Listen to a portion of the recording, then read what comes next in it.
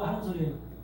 믿음의 교회 안에 믿음의 사람들 속에는 지금 전 세계 기독교인들이 전부 다 카톨릭과 개신교 다 합쳐서 몇 명쯤 돼요. 전 세계를 통틀어서 기독교인들이.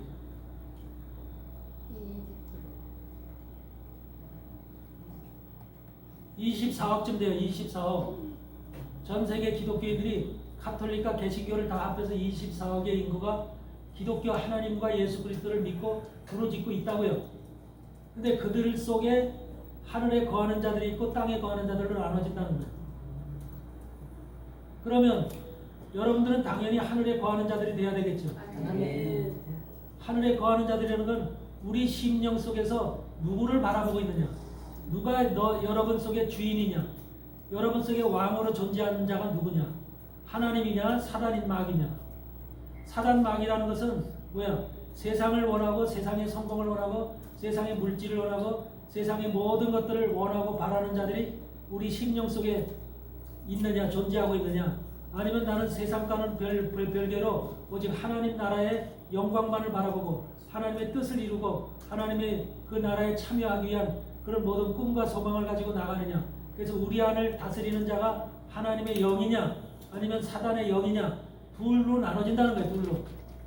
그동안 교회 안에서 우리가 어떻게 배웠느냐에 따라서, 어떤 목사로부터 어떤 설교를 들었느냐에 따라서 그 사람 속에서 만들어지는 것이 하나님의 영이 만들어질 수도 있고, 어떤 사람은 사단의 영으로다가 사단의 영이라고 말을 안 해요. 그런데 그런 사람들은 뭐예요? 세상의 복을 추구하는 말씀으로다가 무장이 되어 있죠. 세상의 복. 세상의 복이라는 게 뭐예요? 사단이 주는 복이에요. 사단이 주는 복. 사단이 만들어준 세상에, 사단의 세상 속에서 살아가기 위한 그게 축복의 삶이라고 하는, 그걸 기복신앙이라고 우리는 얘기를 하죠. 그 기복신앙의 말씀을 많이 전해준 사람은 하나님을 믿는 것이 복받기 위해서, 내 삶에, 내 사업에 복받기 위해서, 자녀들이 성공하기 위해서 하나님을 믿는다는 식으로, 하나님을 믿는 것이 세상에서 복받고 잘되고 잘 먹고 잘 살기 위한 것이 바로 하나님을 믿는 목적이 되는 거예요. 그런 사람들은 당연히 그 안을 다스리고 통치하는 임금이 누구예요? 사단인 거예요. 사단. 그런 사람들을 땅에 거하는 자들이라고 얘기를 하는 거예요. 그러니까 땅에 거하는 자들은 주님이 재림하시는 것에 대해서 관심이 있을까 없을까? 그 사람들은 땅이 목적이기 때문에, 땅의 성공과 땅의 물질과 땅의 영광과 땅에서 주는 모든 것들이 목적이기 때문에 주님이 오시면 그게 다 끝나잖아. 그러니까 주님이 오시면 싫어. 그들은. 그래서 주님이 오시는 것을 원치 않아. 네. 그래서 하나님께서 바로 그들에게 그렇게 땅에 거하는 자들과 하늘에 거하는 자들로 분리시켜서 마지막 시대를 두 부류로 나누시겠다는 소리다. 근데 우상을 만드는 자들이, 우상을 만들도록 하나님께서 이렇게 허락을 해놓은 자들이 땅에 거하는 자들이, 땅에 거하는. 네. 그러니까 우상이라는 것은 바로 이 세상을 통치하고 다스리는 우상이지만, 상징적인 우상이지만, 그 우상이 바로 땅에 거하는 자들, 목적을 둔 사람들에게는 그들에게 복을 베풀 수 있는, 그들에게 한마디로 어떤 큰 은혜를 베풀 수 있는 그런 존재를 만드는 거예요. 존재. 그런 존재가 우상으로 세워지는 거예요. 아멘. 그러니까 여러분 속에는 그런 존재가 없죠? 우리 안에는 그런 존재가 없죠? 네. 우리 안에는 오직 주님밖에 없지요. 네. 예수 그리스도라는 그 이름밖에 없지요. 네. 여러분을 다스리고 여러분의 생각과 마음을 다스리고 통치하시는 그분이 예수 그리스도지요. 그게 지금 여러분 속에 하늘에 거하는 자로 거할 수 있는 여러분의 유일한 그 이름이에요. 이름. 그래서 땅에 거하는 자들에게 바로 이것을 우상을 만들래. 그럼 여기서 만들어진 우상이 과연 뭔지, 무슨 우상이겠냐는 거예요. 무슨 우상? 무슨 우상? 여러분 카톡에 보니까, 카톡에 내가 아침에 저 엘리사 카톡에 보내줬어요? 안 보내줬어요? 봤어요 그거? 맞어요. 거기 뭐가 나옵니까? 썬에서 나오는 기구의 그 우상도 나오죠. 네. 그 우상 나오고 또 발가락도 여러 개가. 이시 공동체에서 나오는 저 유럽 그 경제 공동체 32개국이 거기 지금 38개국인가 32개국이 합세되어 있는데 그 나라에서 섬기는 우상의 실체가 거기 그려져 있죠. 그래 안 그래요? 예, 아침에 카톡으로 다 보내줬어요. 예, 봤어요. 이해를 못하겠어요. 그러면 지금 유럽 공동체라고 하는 것을 유럽에 지금 많은 나라들이 유럽에 있는 서부 유럽과 동부 유럽에 있는 나라들이 EU 공동체로 모였죠. 그렇죠? 그 EU 공동체 그 사무실이 어디 있어요? 본부가 벨기에 있죠, 벨기에. 네. 그 EU 공동체 본부가 벨기에에 있는데 그 벨기에에 있는 그 본부가 거기가 추구하는 그 공동체가 추구하는 우상이 있어요. 그 상징적인 우상이 있어요. 그 우상이 지금 뭘로 돼 있어요? 여자 이상하게 생겼어요. 신으로 돼 있죠. 지금 세 명의 여자가 지금 팔이 여러 개 있는 예. 그게 신이거든요. 신두. 근데 썬의 상징적인 그 우상도 바로 신이죠. 인도에서 믿는 신두 여신. 여자. 그 신두 여신이 바로 브라흐마라고 하는 여신과 비슈누라고 하는 여신과 시바이라고 하는 세 개의 여신이에요. 이 신두 신에는 세 명의 여자가 있어요. 등장해요. 세 명의 여자가 이렇게 이제 팔을 이렇게 벌리고 있는데 이런 여자들이 신두 신으로서 지금 존재하는데 그 신의 이름이 뭐냐면 브라흐마는 창조의 신이에요. 창조의 신. 비슈누는 세상을 유지하는 유지의 신이야. 지금 현재는 비슈누 신인 거죠. 그 다음에 시바의 신이라는 것은 파괴의 신이에요. 창조와 파괴를 모든 것을 세상의 존재와 창조와 파괴를 전부 다 주장하는 신이 신두 신이라는 거예요. 그런데 이상하게도 유럽 공동체가 상징하는 신이 신두 신으로 나오잖아. 어?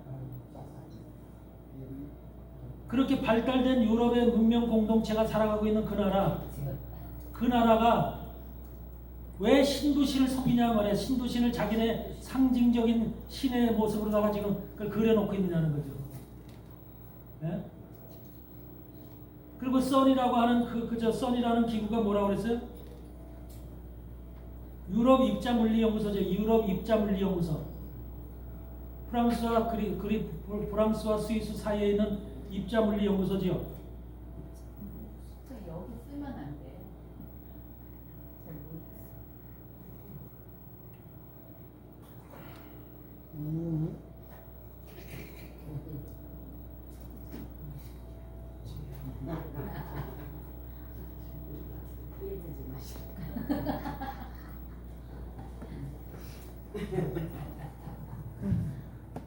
여기는 두 개인데 또 하나 있다고.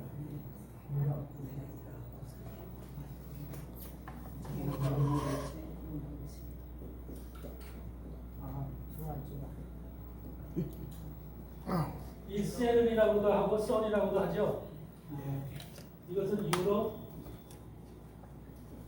입자 물리연구소.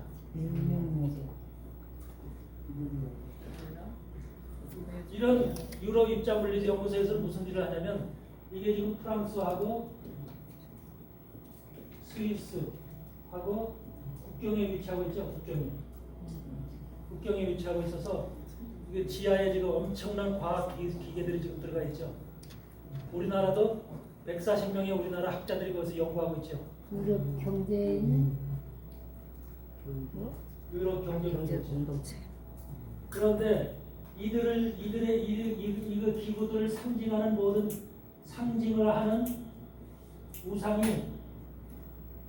지금 전부 다 신두 신으로 나오죠. 그렇죠. 그런데 여러분들이 생각해도 왜 그럴까? 왜 이렇게 해야만 될까? 신두신이 뭐길래 이 사람들은 이것을 자기네들의 상징으로다가 거기 앞에다 그려놓고 있고 그것을 갖다가 또 동상을 만들어서 이것을 썬이라는 지금 유럽 물리 입자연구소에서는 그것이 바로 동상으로 앞에 서 있죠. 문 입구에 서 있죠.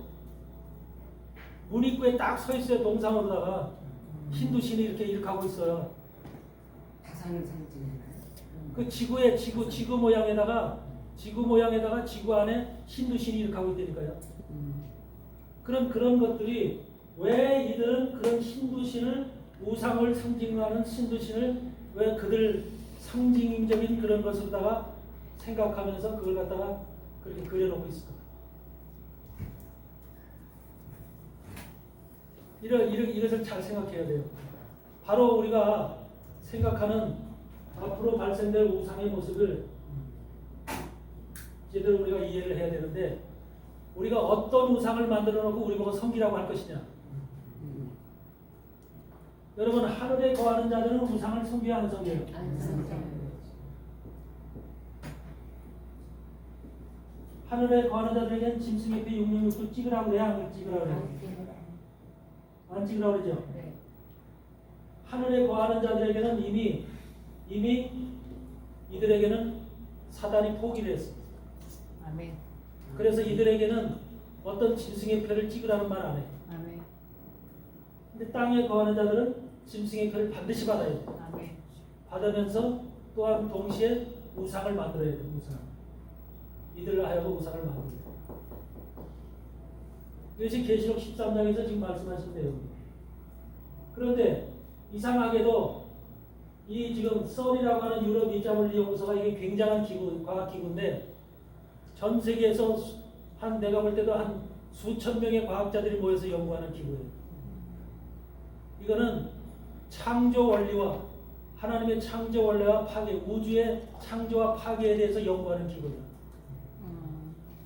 그래서 인간이 어떻게 만들어졌느냐? 인간은 이 지구상에서만 살 수밖에 없느냐? 왜 중력의 저항을 받느냐? 우리가 중력의 저항을 받죠. 그렇죠? 네. 그래서 우리는 하늘로 못 올라가죠. 그래서 그런 것들이 이 속에서 다 연구가 되고 있는 거예요. 그러니까 무중력 상태에서 우리가 올라갈 수 있는 것도 연구가 되고 있고요. 한마디로 시간을 초월해서 우리가 1차원적 시간 속에 산다면 2차원적, 3차원적 시간으로 뛰어넘는 그런 기가 막힌 물리 연구도 여기서 진행되고 있는 거예요. 그런데 이 유럽 입자물리 연구소가 있는 프랑스와 스위스의 이 지역의 이름을 뭐라고 해요? 그거를 그러니까 이상한 거예요. 아볼론이라고 해요. 아볼론. 그게 나오는데. 아볼론이라고 해요. 아볼론. 네? 네. 이것이 설치되어져 있는 장소 이름이 아바돈이고 아볼론. 그 지역 이름. 왜 하필이면 그 지역에다가 바로 이걸 만들었을까?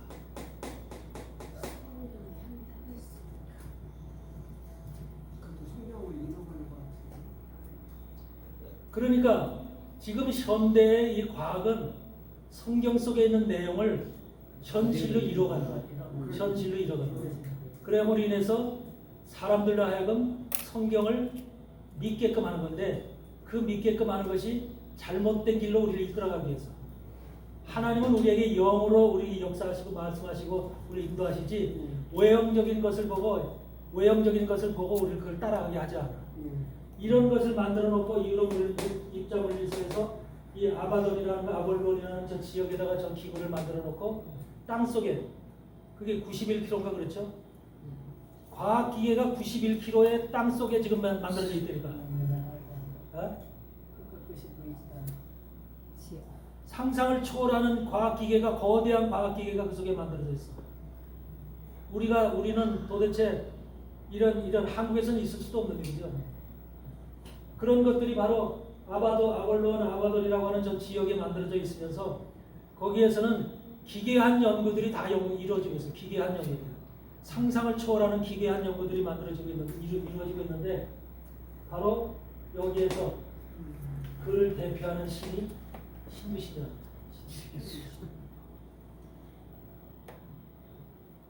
의문되는 거는 다 거기서. 그러니까 지금 앞으로 이루어질 모든 미래적인 과학의 그 이제 현상들, 물리 현상들, 우주가 왜 존재하는가? 지구는 왜 떠 있는가? 지구에서 다른 별로 갈 수가 없는가? 이런 모든 것들이 우리 시간을 초월해서 우리는 시간에 제한받고 사는데 시간을 오버해서 시간을 넘어서 저 세상으로 날아갈 수 없는가? 이런 모든 것들이 다 여기서 연구되고 있습니다. 그래서 인간을 바로 신과 같은 존재로 이 자기네들 나름대로는 그래서 엘리트라고 자기들 엘리트라고 그러는 거야. 저기에 속해서 일하는 사람들 다 엘리트 그룹들이야. 엘리트 그룹들. 아셨어요? 엘리트 그룹들이라 저 엘리트 그룹들은 세상에서 소수의 사람들만 엘리트 그룹이 될 수가 있는 거야. 근데 저들은 뭐야? 저들 속에는 신적 관념이 무슨 관념이 가지고 있어? 영지주의적 관점을 가지고 있다. 영지주의적 관점. 그래서 소수의 사람들만 하나님과 소통할 수가 있고 신과 소통할 수 있고 신의 위치에 도달할 수 있다고 하는 그것을 가르쳐 주는 거야. 자기네들이 그걸 스스로 몸소 이루는 거예요. 몸소. 그러니까 사람이 신이 되는 거예요. 사람이 신이 되는 거예요. 과학적인 발견을 통해서 과학적인 모습을 통해서 사람이 신이 되는 거예요. 그거를 과학적으로 만들고 있는 거예요. 지금 과학적으로. 그 말씀 자체는 옳은 것 같은데. 그러니까 이런 것을 통해서 앞으로 우상이 만들어지는 거예요. 우상이. 그러니까 지금 여기서 우상에서 우상에게 뭘 준다고 그래요? 말을 한다고 그러죠. 말을. 우상이 말하게 한다고 그러죠. 그렇죠. 13장에 있어요 없어요? 15절. 우상으로 말하게 하고 모든 것으로 가. 짐승의 우상에 생기를 주어 우상으로 말하게 하고 경배하지 않는 자는 다 죽는 거다. 그 우상으로 말하게 안 되죠. 예. 원래 우상은 말할 수 있어요 없어요? 없어요. 못하죠. 근데 우상에게 말하게 할 수 있을까 없을까? 있어요. 만약에 지금 그 앞에 신두신이 서 있다면 그 신두신에게 이런 물리과학적인 방법을 통한다면 말하게 할 수 있을까 없을까? 하겠죠. 로봇 움직이는 세대인데. 여러분 저 이슬람 국가에 가보면 매일 그 뭐 예배 시간이라든지 뭐 항상 거기는 이상한 노래가 계속 나오죠. 네. 이슬람 국가에는. 그리고 그 전부 다 큰 그 스피커들을 갖다 군데군데 세워놔가지고 온 천지에 다 들려 그게. 그래가지고 다 들리는데 한마디로 말하면 그것이 자기네들의 무슨 노래이기도 하지만 어떤 무슨 경전의 소리일 수도 있고 하여튼 이상한 소리를 계속해서 해대. 그게 예배의 근원인가 보죠. 그 사람들의. 그러니까 이슬람 사람들은 항상 그런 속에서 나도 그래서 얼마나 귀찮은지 거기 가서 보고서 하여튼 정신에 잠을 못 자는 거야. 항상 이 소리가 나서. 그런 식으로다가 계속해서 그 우리한테는 아주 듣기 싫은 소리, 찬양 소리가 나오는 게 아니라 아주 듣기 싫은 소리가 나오니까 아주 싫더라고. 이렇게 이슬람 사람들이 나는 그때 뭘 느꼈냐면 저들이 그 신에게 자기네 이슬람 신에게 어떤 그 무슨 뭘 통해서 어떤 말하게 하나보다 뭘 해서 이렇게 뭘 작용을 하나보다 이렇게 내가 잠깐 생각한 적이 있어요. 여러분 이런 물리적인 과학 기록을 통해서 우상에게 말하게 할 수가 있는 거예요. 현대 과학은 그것을 충분히 하고도 남아. 무생물로서 그 우상이 그냥 가만히 있는 게 아니라 모양만 나타내고 있는 게 아니라 그렇게 모든 것을 사람처럼 할 수 있는 그런 것들을 연구하는 것이 바로 소니아. 그래서 이 기구에서는 상상을 초월하는 것들이 연구가 되는데 쉽게 얘기하면 여러분들의 위치가 지금 부천에 있어. 부천에 있는 여러분들이 시간을 통과해서 지금 금방 부산에 가 있어. 순간 이동이 돼서 부산에 가 있다고 생각해. 그럼 그 사람이 신이야, 신이 아니야? 신이네. 신이죠. 여기 있던 사람이 부산에 가 있으면 신이잖아. 만약에 여러분이 여기서 저기 있었는데 나 부산에 있어 하고 통화를 한다면 그 사람 신이잖아. 사람일 수가 없잖아. 그런 거를 연구하는 거야. 그런 거를 만들어내고 있대요. 시간을 초월해서 우리 인간의 머릿속으로는 상상을 초월하는 그런 것들이 지금 이 물리 연구소에서 연구가 되고 있어요. 지금 상상 속에 있는 것들이 다 이루어지고 있잖아요. 그러니까 그러니까 우리의 그 지금 문화 생활도 마찬가지 스마트폰도 그렇고 모든 인터넷 세계도 다 그렇지만 AI 세계도 그렇지만 전부 다 그런 것이 고도로 발달된 그 지금 현상이잖아요. 근데 여기서는 더 치밀하고 과학적이고 말할 수 없는 인간의 생각으로는 도저히 불가능해라고 생각하는 것들이 여기서 연구되고 있습니다. 우리나라 과학자들이 140명이 참가해서 연구하고 있다니까. 와. 140명이. 왜? 최고의 엘리트들이지. 이런 것들이 지금 우상으로 지금 이렇게 되듯이 나는 이상하게 생각하는 것이 왜 이런 기구들이 문명이 발달하고 전부 다 잘 사는 나라들이 이런 나라들이 이런 연구소를 운영하는 이런들이 왜 그러면 신부신이 그들의 우상이냐 이거예요. 그 신부신. 맞아. 이게 의심스럽지 않아요? 퀘스천이 달지 않아? 왜 저들이 저 믿었던 신은 그동안 역사 속에서 중세 때서부터 현대까지 기독교라는 문화 속에 살았던 사람들이잖아. 네. 그렇죠?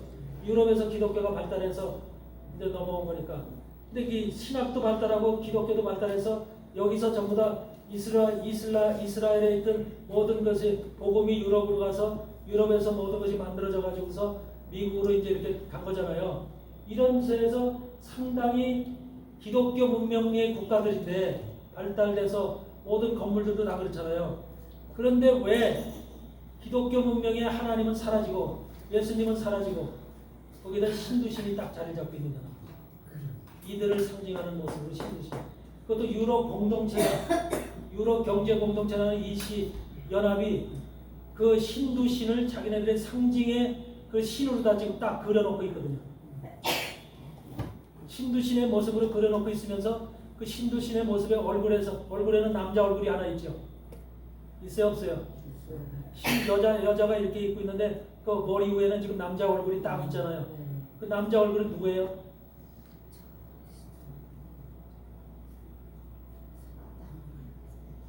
신성 로마 제국을 만든 사람이 누구예요? 샤를마뉴 대제자죠. 샤를마뉴 대제. 근데 왜 했어? 샤를마뉴 대제라고. 신성 로마 제국. 로마 제국이 서로마 제국이 476년에 끝나지요.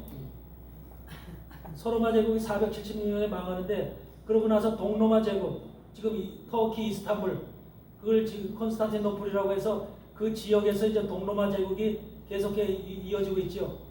근데 그 서로마 제국이 망하고 나서 만들어지는 것이 프랑크 왕국에 의해서 누가 만들어지냐면, 뭐가 만들어지냐면 신성 로마 제국이 서로마 제국의 대를 잇는 프랑스, 독일, 또 영국, 스페인 이런 지역의 서부 지역, 이탈리아 이런 지역에서 서로마 제국의 대를 잇는 로마 제국의 연장선상에서 신성 로마 제국이 만들어지잖아요. 그 신성 로마 제국이 언제까지 가요?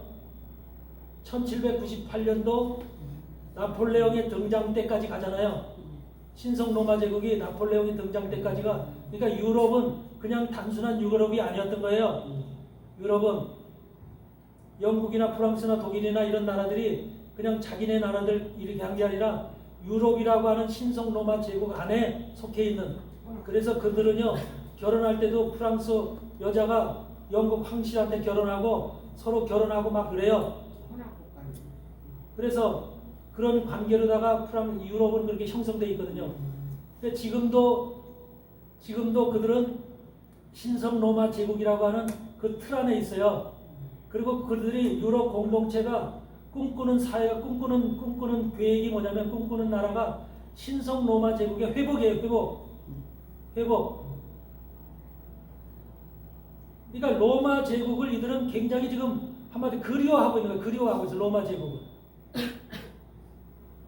로마 제국을 그리워하고 있고, 그런 나라가 지금 유럽이 옛날에 로마 제국이었잖아요. 로마 제국의 핵심이었죠. 그 로마 제국이 다시금 회복되어지는 것을 역사 속에서 계속해서 그걸 그리워하고 있고 사모해 왔다니까. 그러니까 신성 로마 제국이 우리는 이름으로 지금 신성로마 제국이라는 것을 사용은 하지 않지만 곳곳에 벨기에에 보면은 지금 유럽 공동체 건물이 있어요. 유럽 공동체 건물 이름을 샤를마뉴 대제 건물이라고 해요. 샤를마뉴 대제 건물. 신성로마 제국을 만드신 최초의 황제 샤를마뉴 대제의 황제의 건물이라는 이름을 딱 붙였어요. 그러면서 거기서 나오는 신문, 벨기에 브뤼셀 거기에서 나오는 모든 1년에 한 달에 한 번씩 나오는 유럽에서 훌륭한 일을 하고 유럽에서 한마디로 유럽을 좋게 하기 위해서 열심히 일했던 일한 사람들한테 주어지는 상이 있어요. 벨기에에서 주는 상이 있어요. 그걸 바로 샤를마뉴 대제 상이라고 그래요. 샤를마뉴 상이라고 그래요. 샤를마뉴 상을 만들어서 그들에게 주고 있다니까요. 왜 그들이 지금까지 샤를마뉴라는 이름을 계속 사용하고 싶어 할까? 샤를마뉴에 대한 그 신성 로마 제국에 대한 그것을 떨쳐버리지 못하고 있다니까. 유럽 공동체는. 그러니까 유럽 공동체로 모여 있는 이유도 우리가 과거의 로마 제국으로 다시 돌아가자. 이 모토가 있는 거예요. 이 모토가 유럽은. 아셨어요?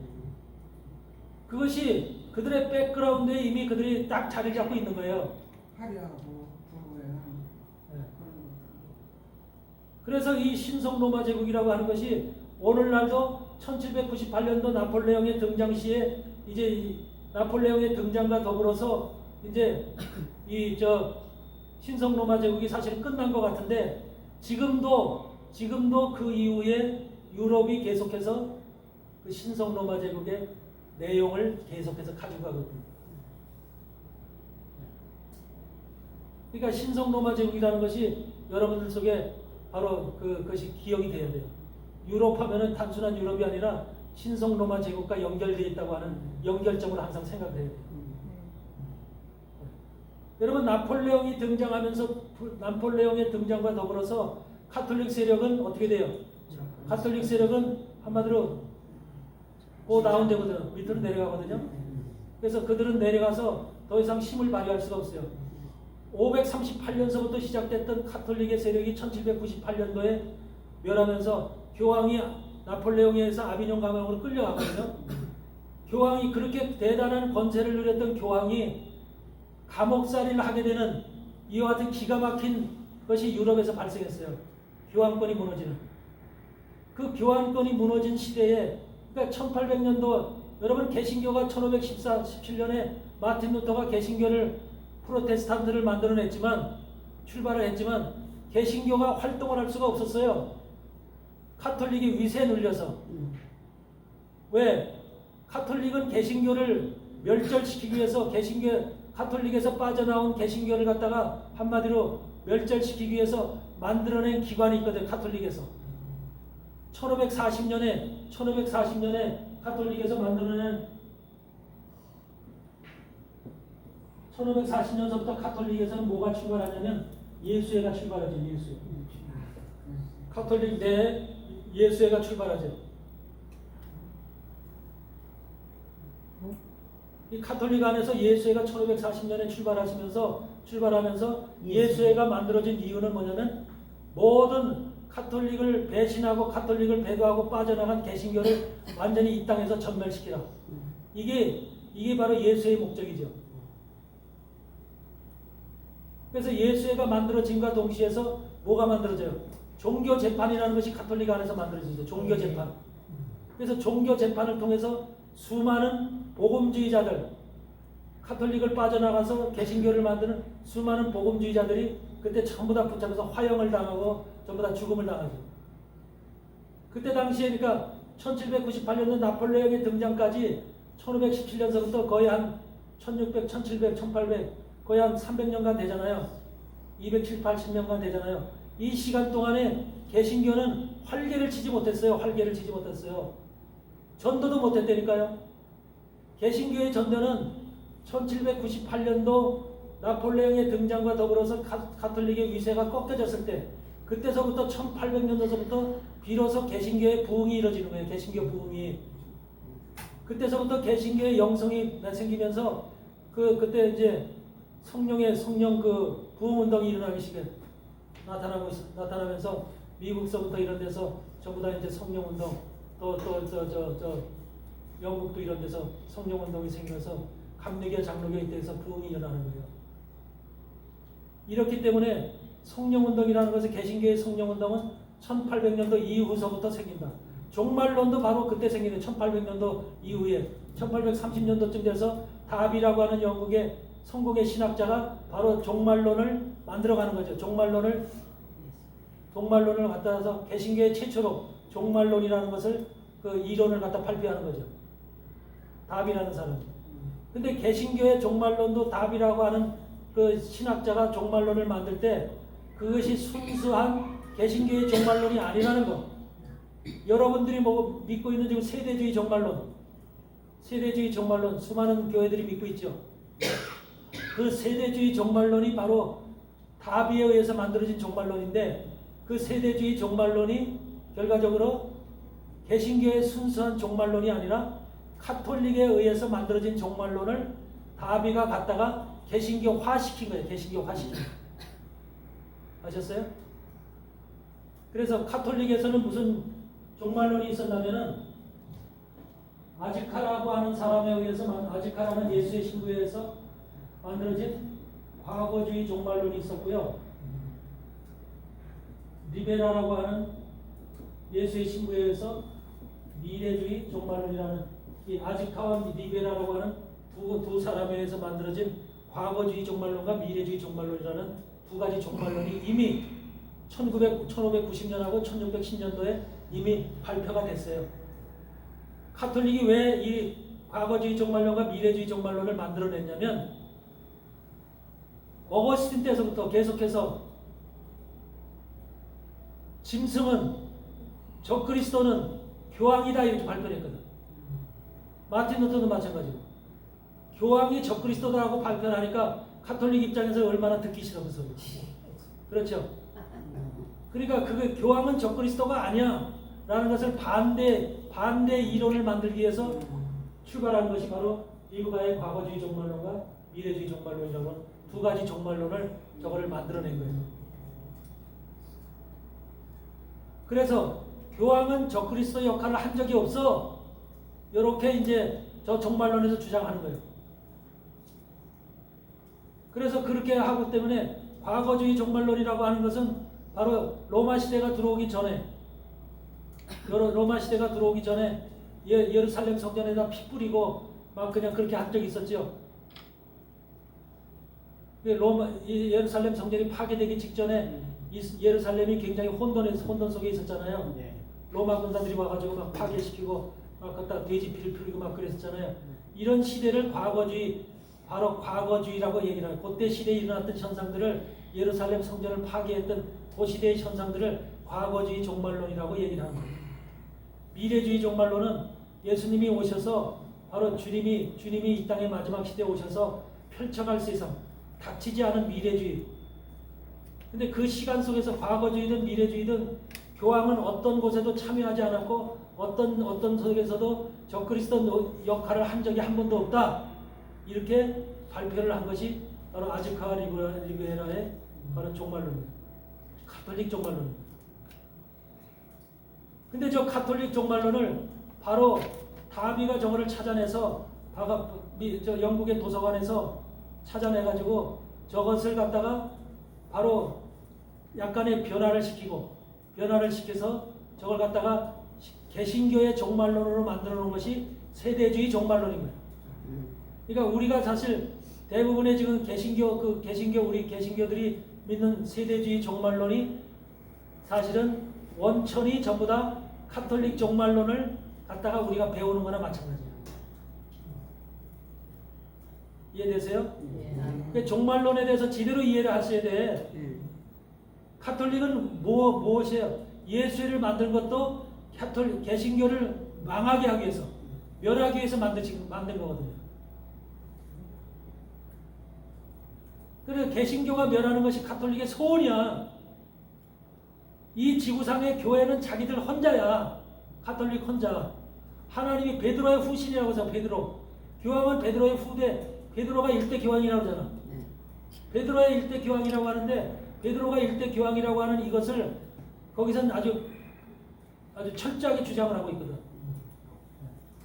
이게 바로 베드로가 일대 교황이라고 하는 것이 저기가 교황제가 실시되기 이전에 고레그리오스에 의해서 교황제가 실시가 되는데 그 전에 다마수스 감독이라고 하는 사람이 있어. 다마수스 감독. 가톨릭이 다마수스 감독이라는 사람이 우리는 베드로가 1대 교황이고 우리는 2대 교황, 그러니까 모든 것들 갖다가 베드로를 첫째로 삼고 그 위에 교황을 1대, 2대, 3대, 4대로 이렇게, 그러니까 베드로의 후신들이라. 이렇게 가톨릭은 지금까지도 그렇게 믿고 있는 거예요. 그래서 이렇게 철저하게 믿는 사람들이 마틴 루터에 의해서 개신교가 빡 해서 나가니까 얼마나 열불이 나겠냐고, 열불이.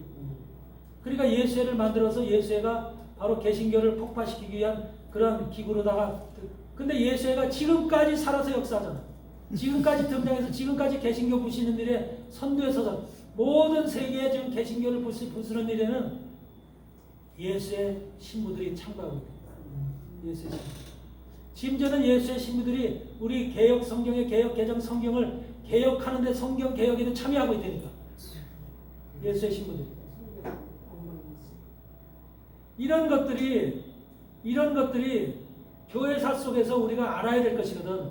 목사님들이 알아서 이것을 성도들에게 깨우쳐주고 우리가 무엇을 위험이 있는지, 우리에게 닥쳐지는 위험이 뭔지, 어떤 것을 우리가 주의해야 되는지 이런 것들을 철저히 우리가 이해를 해야 되거든.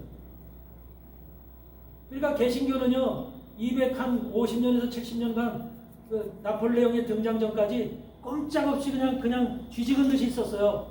앞에 나서기만 하면 그냥 예수에 붙들려가서 죽음을 당하는 거예요. 그래서 개신교가 1800년도에 그게 개신교 부흥의 연도라고 그래요. 개신교 부흥의 연도. 19세기 1800년도가. 그때 바로 우리나라도 전 세계가 각 나라 선교사들이 파송돼서 각 지역의 선교사들이 가서 복음을 전하는 그 개신교의 선교사들이 바로 우리나라에 들어오는 것들을 바로 그때 1896년인가 1895년인가 1885년인가 그때 들어왔죠. 원더우드나 그 아펜젤러 이런 선교사들이 들어와죠. 그런 사람들이 바로 들어와서 복음을 전한단 말이에요. 그런데 복음 선교를 전하다 보니까 선교사들이 각 지역에 뭐 아프리카도 가고 남미도 가고 아시아도 오고 중국에도 오고 각 나라에 가서 복음을 전하다 보니까 무엇이 느껴져? 예수님만이 신이다, 예수님만이 구원이다, 예수님만이 하나님이다 라고 가리키는데 그것이 그들 속에 들어오냐고. 그들은 자기네들이 믿던 토속신앙이 있잖아. 토속신앙들이 있죠. 한국도 토속신앙들이 있죠. 그런 신앙이 딱 차 있는데 예수님만이 신이다, 예수님만이 구원이다 할 때 그거를 받아들이는 사람들이 몇 명이나 있겠냐. 그러다 보니까 예수님의 복음이 선교사들이 가서 복음을 전하는데도 그게 파급되지가 전달되지가 않아요. 그래서 그것을 갖다가 회의하게 토론하기 위해서 1910년도에 영국 에딘버러라고 하는 데서 세계에 파송된 선교사들이 다 모여서 1,몇백 명의 선교사들이 모여서 선교 대회를 여는 것이 에딘버러 대회라는 거예요. 에딘버러 선교대회. 제1차 선교대회가 영국의 에딘버러라고 하는 데서 열려요. 아셨어요? 에딘버러 선교대회가 최초로 열리는데 거기서 뭘 토론했냐면 야 우리나라에서는 지금 내가 남미에 가서 선교하다 보니까 남미에는 이런 신이 있고 이런 신이 있어서 이 사람들한테 이렇게 전하고 이렇게 전하지를 않더라. 말씀이 복음이 들어가지 않더라. 아프리카는 이렇더라. 아시아는 이렇더라. 각 지역마다 각기 특징들이 다 있을 거 아니에요. 그쪽에 믿던 신들이. 그러다 보니까 거기에서 나오는 의견들이 뭐냐면 야 그러면 우리가 그 나라 신을 인정하면서 예수를 받아들이게 하면 어떠냐. 이렇게 변질이 돼가는 거죠.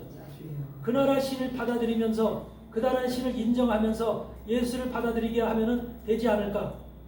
내가 인도에 가서 선교할 때도 마찬가지였어. 인도에서 길거리에 만나서 그래도 배운 공부를 한 지식이냐. 젊은 친구인데 대학 다니는 친구야. 그 친구한테 길거리에 만나서 전도를 하면서 공원에 가서 얘기를 하는데 뭐라고 얘기하는지 아세요? 우리가 믿는 신이 있다는 신드신. 우리가 믿는 신 외에 예수 그리스도를 받아들이면 복을 더 주느냐는 거예요. 복을 더 받느냐는 거예요. 예수님을 신을 받으면 복을 더 주게 받느냐는 거야. 예수님은 그렇게 믿는 게 아니야. 모든 것을 다 버리고 예수님만 수용해야 돼. 예수님만 받아야 돼. 그러니까 힘들다는 거야. 그게 바로 인도 사람들의 생각이었거든. 그런 사람들과 직접 대화를 했거든. 그와 같이 그렇게 힘든 거야. 그 나라 신을 또 버리고서 예수님만 받아들인다는 것이 그 나라 그 사람들의 상식 속에서는 이해가 안 되는 거죠. 이게 세계인들의 공통점이야. 그러니까 그거 문제를 해결하기 위한 방법으로다가 에딘버러 대회가 열렸는데 그 에딘버러 대회가 열리고서는 선교 대회가 못 열려. 그 다음에 왜? 제1차 세계대전, 제2차 세계대전이 터져서 전쟁 중에 무슨 선교 대회를 열려. 그래서 그것을 기반으로 해서 만들어진 것이 바로 WCC라는 1948년도 네덜란드 암스테르담에서 제1차 선교 대회가 열리는 거예요. 그게 바로 1948년도. 그러니까 1910년도에 열렸던 에딘버러 선교대회 연장 선상에서 제1차 WCC라고 하는 이름으로다가 선교대회가 열리는 것이 바로 그 1차 선교대회입니다. 네덜란드. 근데 네덜란드 선교대회에서 바로 시작된 것이 뭐야? 공산주의 이론만이 우리가 살 길이다. 구원이다. 이것이 그들의 이제 이론이 돼버린 거야. 정관이 돼버린 거야. WCC에서 공산주의 이론만이 우리가 살아갈 길이다. 구원의 길이다. 예? 이렇게 바뀌었다는 거야. 그게 무슨 소리야? 1차 세계대전, 2차 세계대전 유럽은 경험했잖아. 사람이 엄청나게 죽어가잖아. 엄청나게 많은 사람이 죽어가니까 얼마나 사람들이 끔찍했어. 어? 수천만 명이 죽어갔잖아요. 죽어가는 그런 현실 속에서 이 복음 전하는 선교사들도 그렇고, 야, 이 세상은 참 힘들다. 이 세상이 정말 이 인간들이 유럽처럼 자유를 주고 이게 제멋대로 살게끔 하면 안 될 것 같아. 그러니까 그들 속에서 뭐냐, 그 공산주의자라고 하는 레닌이나 스탈린 같은 마르크스주의자들이 딱 나와서 나라를 전부 다 강력하게 통제하고 한마디로 그들을 지켜야 돼. 그래서 국민들이 딴 생각을 못하도록 그렇게 딱 지켜야 돼. 이런 생각이 들까 안 들까? 우리나라도 만약에 지멋대로 나라가 막 분리가 돼서 막 치고받고 싸운다면은 그걸 해결할 수 있는 방법이 뭐예요? 강력한 지도자가 나와서 그들을 다 하나로 모아서 꼼짝달싹하지 못하도록 다 이렇게 전제주의 국가처럼 이렇게 딱 해서 그렇게 되고 싶은, 그렇게 하고 싶은, 그렇게 만들고 싶은 그런 생각이 들어 안 들어? 그게 공산주의 발생의 원인입니다. 기독교 안에 공산주의가 들어오게 되는 원인이 WCC 1차 대회에서부터 공산주의 이론이 바로 거기에 참여하게 됩니다. 1차 세계대전이 그게 큰 역할을 하는 거예요. 1, 2차 세계대전. 거기에다가 카톨릭은 1929년에 1798년에 나폴레옹이 등장하고 나서 카톨릭은 죽었잖아. 세상에 활개를 못 쳤죠. 활동할 수 없었죠. 그 시간에 카톨릭이 활동할 수 없을 때 활동을 할 수 있게끔 문을 열어준 것이 하나님이거든. 그래서 거기서 기독교가 이제 부흥하면서 기독교의 선교장이 열렸던 것이에요. 그런데 1929년도에 이탈리아의 무솔리니가 라테란 조약을 통해서 바티칸을, 지금 로마의 바티칸이 있죠. 바티칸이 나라예요. 그것이 카톨릭의 본부면서도 하나의 나라예요. 바티칸이. 이를 나라로, 국가로 바티칸 지역을 무솔리니가 국가로 인정한 거예요. 1929년에. 그걸 라테란 조약이라고 해요.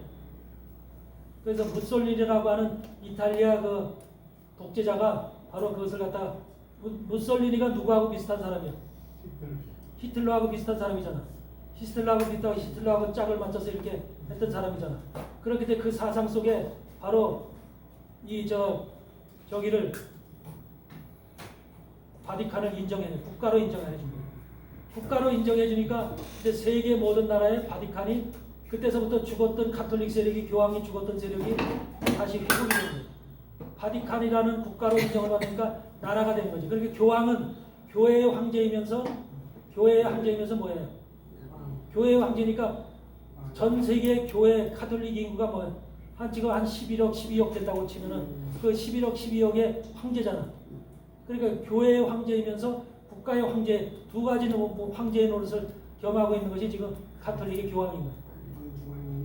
그럼 세계 나라의 모든 나라에 대사들이 파견돼 있고 교황청 대사들이 파견돼 있고 모든 경제, 정치, 군사 이런 모든 것들이 다 관할할 수 있는 그런 신과 이제 권세와 세계 유엔에서 인정해주는 모든 것들을 다 소유하고 있기 때문에 이런 것이 바로 무솔리니가 인정해주는 권한에 의해서 카톨릭이 살아나게 된 거예요. 그 카톨릭이 살아나니까 어떻게 돼요? 1929년도에 살아나니까 이제 어떻게 해요? 개신교 죽일 생각을 하잖아. 개신교 죽일 생각. 그동안은 개신교를 원래 중세시대 마틴 루터 이후에는 개신교 사람들 하나님을 예수 그리스도를 복음과 진리를 믿는 사람들을 형틀에다가 불로 태워서 화장으로다가 해서 태워서 죽이고 했는데 라테란 조약 이후에는 그 동안에 120년 동안에 130년 동안을 지하에서 무슨 생각을 했어? 어떻게 하면 우리가 회복했을 때 어떻게 할까? 어떻게 할까? 교회를 어떻게 하면 파괴할까?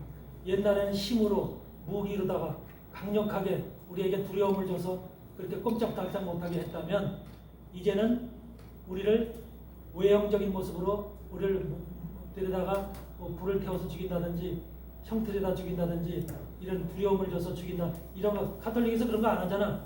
지금은 안 하죠. 옛날에는 그렇게 했었어요.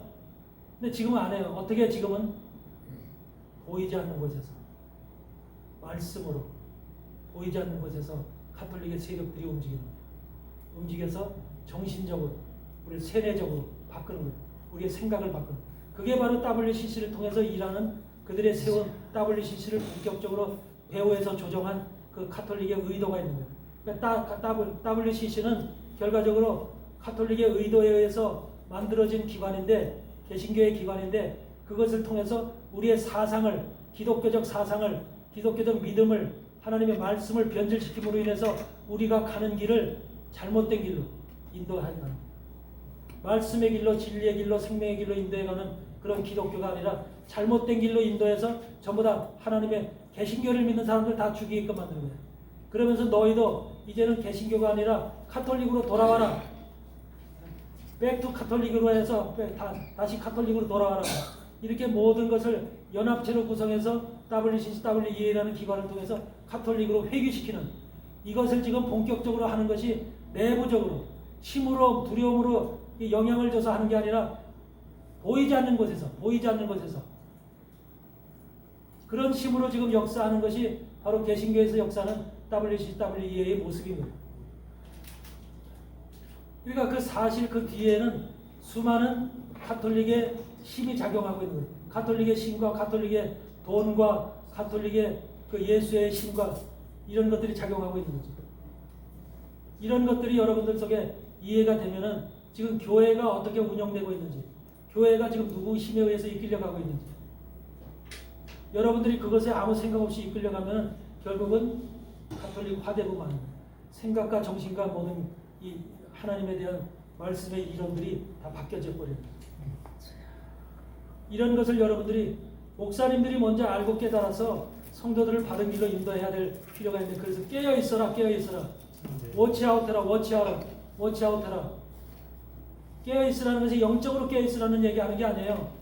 마태복음 24장, 누가복음 21장, 마가복음 13장에서 얘기하는 깨어 있으라 5-6번씩 깨어 있으라는 얘기를 하는데 그 깨어 있으라는 말은 워치아웃하라는 워치아웃.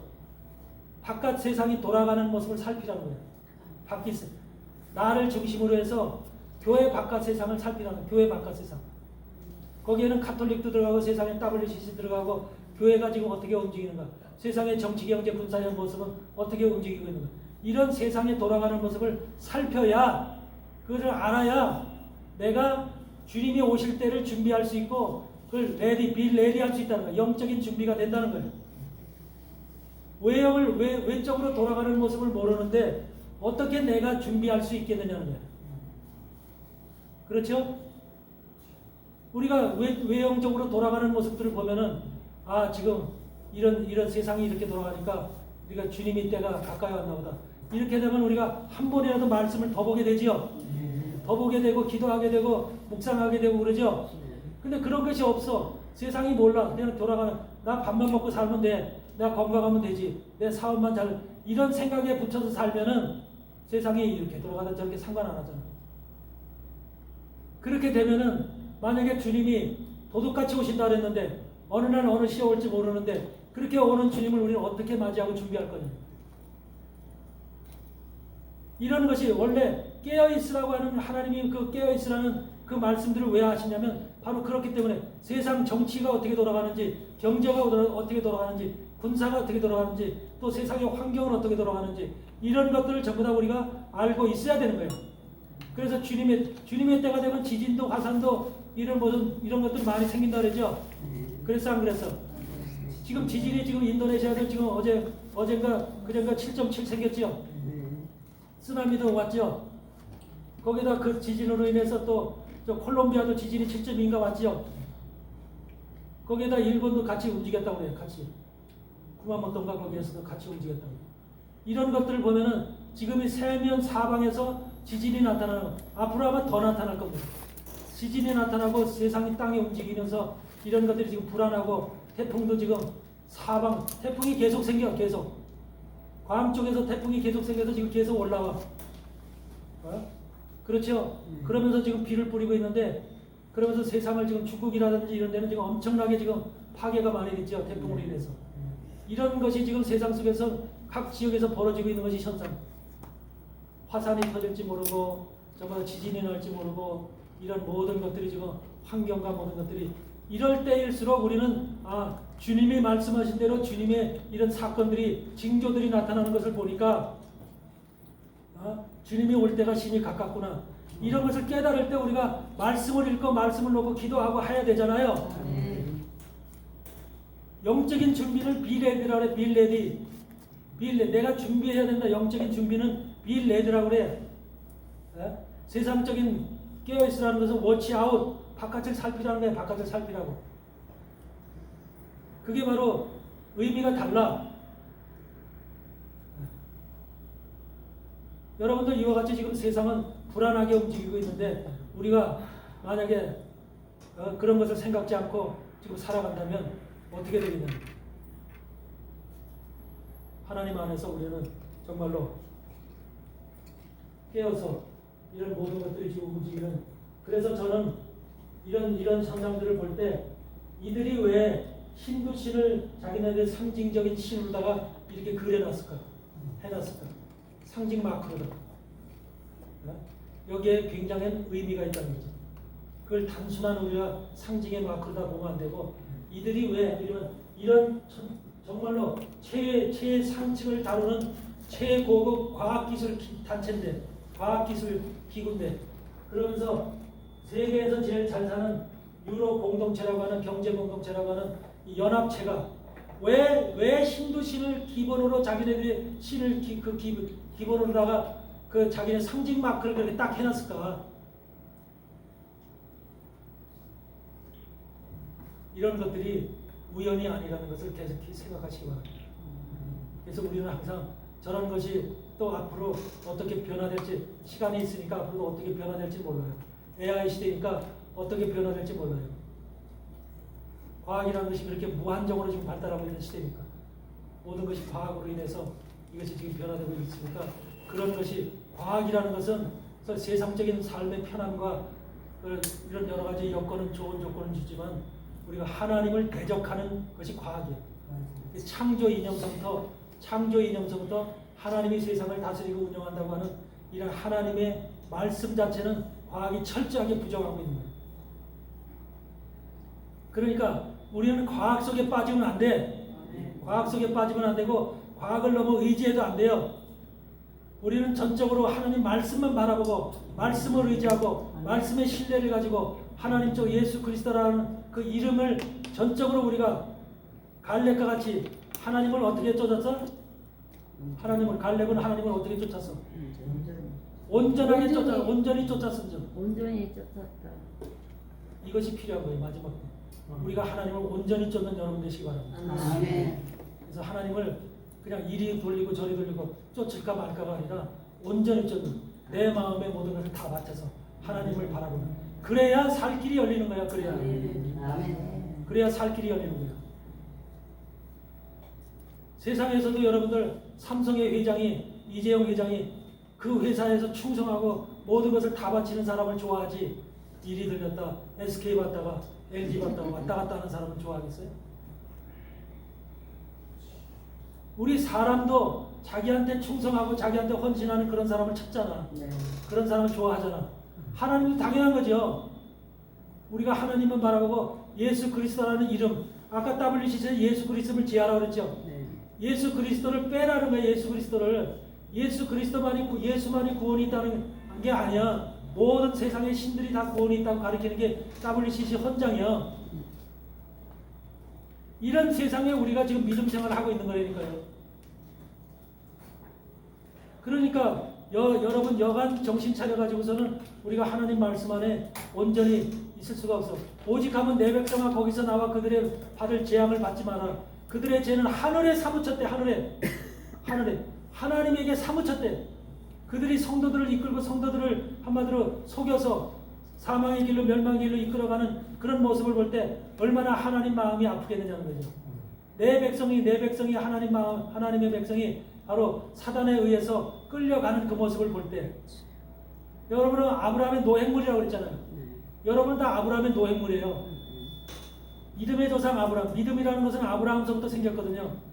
아브라함서부터 출발한 것이 믿음이에요. 그러니까 아브라함 이후에 믿음을 가진 모든 사람들은 아브라함의 후손들이에요.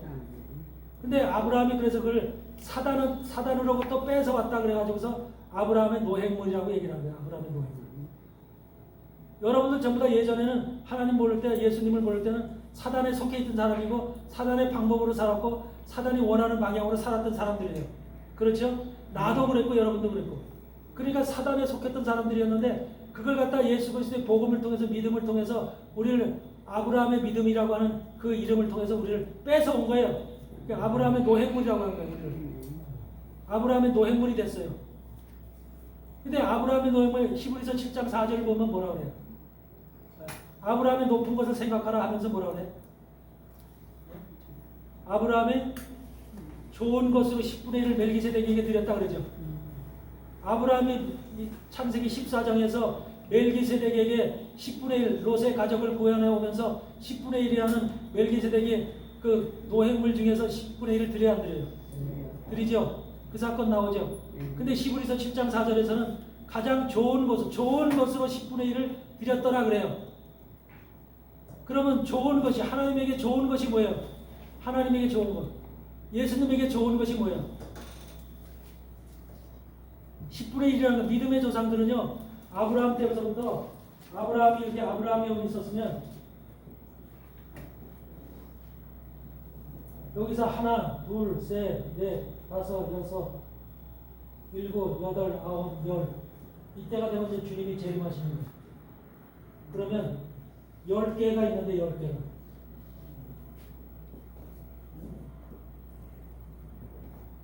아브라함 시대 때부터 믿음이라는 것이 시작돼서 믿음의 사람들이 이렇게 모여지기 시작해요. 아셨어요? 믿음의 사람들이 모여지기 시작해서 이렇게 쌓였어.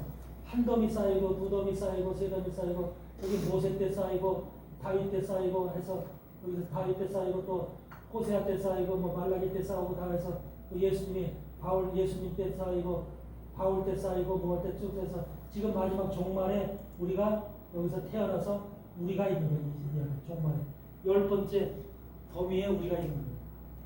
아브라함의 믿음의 후손들 속에 우리는 맨 끄트머리에 지금 태어나서 이 속에서 믿음을 갖고 살아가는 거예요. 그래 안 그래요? 네. 하나님께서 아브라함 이후에 믿음의 사람들을 아브라함의 노획물, 이게 다 노획물이에요. 노획물들을 이렇게 쌓아놨다는 시대별로. 그래서 우리는 지금 이 시대에 태어나서 이 시대에 살고 있는 거예요. 10번째. 근데 가장 좋은 것으로 아브라함의 노획물 중 좋은 것으로 멜기세덱에게 드렸더라 그래요. 멜기세덱이라는 것은 대제사장이죠. 대제사장. 예수님이 재림하시고 난 이후에 주님의 나라 천년왕국에서 천년왕국 이후에 이제 영원한 제사장의 이름이 멜기세덱입니다. 그러니까 주님의 이름은 지금 우리가 부를 때는 예수 그리스도라고 부르죠. 그럼 천년왕국 주님이 재림하시고 난 이후에 천년왕국에서는 주님의 이름이 뭘로? 그때도 예수 그리스도예요? 그때는 뭐예요? 그때 이름은 멜기세덱이에요. 주님의 본 이름은 멜기세덱이에요. 그래서 멜기세덱이라 지금은 우리가 예수 그리스도 예수라는 이름을 통해서 우리가 믿음을 갖고 그 길을 가야 되기 때문에 예수라는 이름을 부르지만 주님이 재림하고 나면 이제 심판이야. 심판. 끝났어. 이 세상은 끝난 거예요. 끝났을 때 바로 그때 이후에는 주님이 성전에서 우리가 함께하고 있는 거예요. 그래서 주님의 성전에서 함께할 때 주님이 대제사장으로 계셔. 구약시대의 레위가 바로 아론이 대제사장으로 있었듯이 주님이 대제사장으로 있는데 그 주님이 대제사장으로 있을 때 주님의 이름이 멜기세덱이 되는 거예요. 그래서 멜기세덱 대제사장이라고 얘기를 합니다. 멜기세덱이라고 하는 것은 샬롬 의의 왕이면서 샬롬 왕이면서 평강의 왕이라고 그러죠. 왕이야 왕. 왕이면서 대제사장인 거예요. 왕이면서. 멜기세덱은. 그래서 멜기세덱에게 10분의 1을 드렸대. 아브라함이 좋은 것으로. 근데 좋은 것으로라고 하는 말이 무슨 말이라고 그랬어요? 10개 더미 중에서 아브라함 이후서부터 쭉 더미가 쌓였는데 마지막 이것이 제일 좋은 것이라고 했죠. 좋은 것.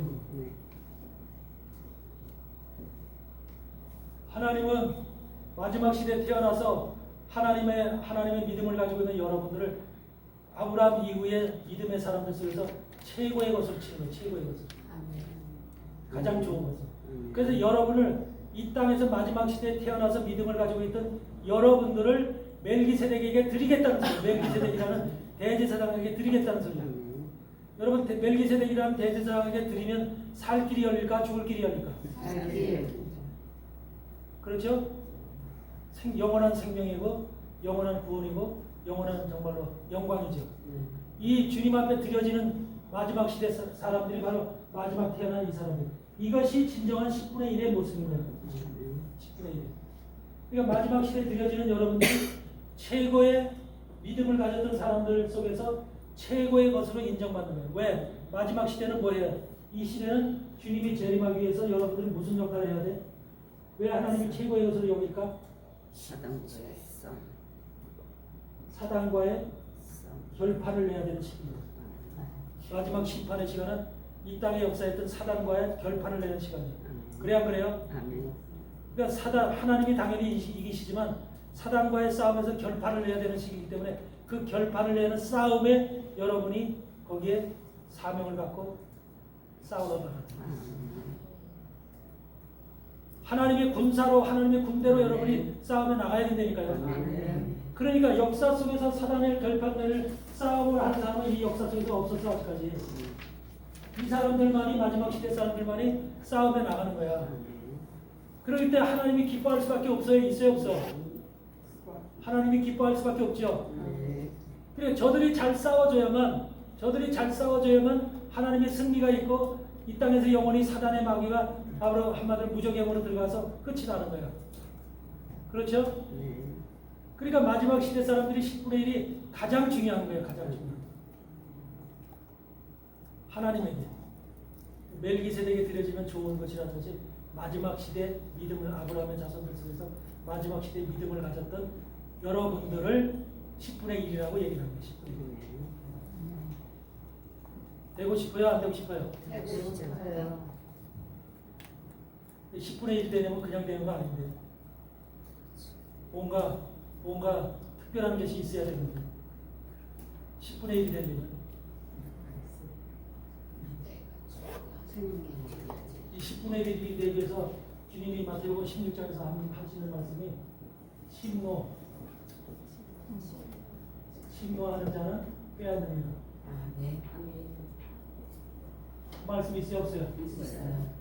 침노하는 신앙을 가져야 돼요. 침노하는 자는 빼앗느니라. 그리고 저 10분의 1을 뭐라고 그래요? 장자라고 해요. 장자. 구약 시대에 아론의 자손들은 레위 지파 속에 속했죠. 레위 지파들은 전부 다 뭐예요? 하나님의 성전에서 일하는 지파들이죠. 그 지파들은 뭐예요? 이스라엘 백성들의 장자들의 수만큼이 레위 지파들이 됐죠. 그 장자들이죠. 그 레위 지파는 이스라엘의 장자들의 각 가정의 장자들을 대신하는 게 레위 지파야. 근데 그 중에서도 레위 지파가 장자들을 대신하는데 그 장자들을 대신하는 것 속에서도 아론의 후손은 바로 제사장 그룹이 되는 거예요. 제사장 반열에 들어가는 거예요. 그러면 여러분들은 레위 지파가 되고 말래요? 아론의 자손이 되고 말래요? 아론의 자손이 된다는 것은 바로 주님이 재림하시고 있는 멜기세덱의 반차를 쫓아 들어가는 자들 때문에 멜기세덱의 반차. 구약 시대는 아론의 반차를 쫓아서 제사장의 서열이 정해지지만 구약 신약 시대에는 멜기세덱의 반차를 쫓는 자들이 그 주님의 서열 속에 들어가는 거예요. 대제사장의 서열 속에.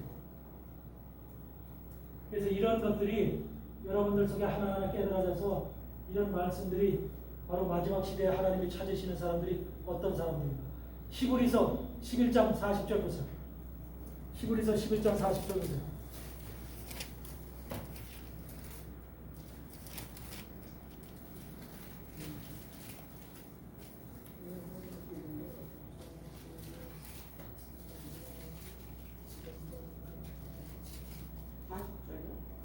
네, 히브리서 11장 40절. 이는 하나님이 우리를 위하여 더 좋은 것을 예비하셨은지 우리가 아니면 저희로 온전함을 이루지 못하리라. 여기서 지금 더 좋은 것을 예비했다 그러죠. 그렇죠? 우리가 아니면 우리가 누구요? 마지막 시대에 10분의 1에 속한 저들이 아니면 믿음의 조상들이 암만 훌륭한 일을 많이 했어도 믿음의 조상들이 지금 11장은 믿음의 조상들을 다 열거하고 있죠. 아벨서부터 쭉 믿음의 조상들을 열거하고 있죠.